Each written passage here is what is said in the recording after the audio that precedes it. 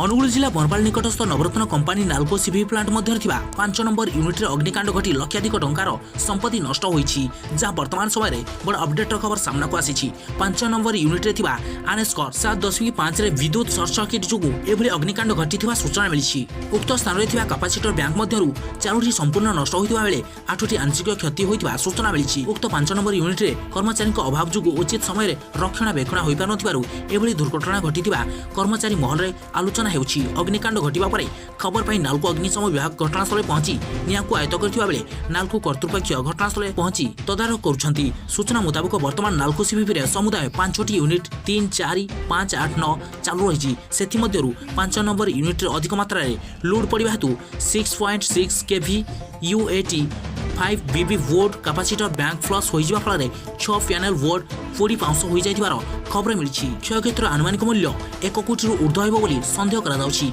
एपरे नाल्को कर्तृपक्ष उच्च पदाधिकारी को नहीं एक जरूरीकालीन बैठक डकाइछि। अग्निकांड किपरि हेला केउ कारण पई हेला बैठक रे आलोचना चलिछि।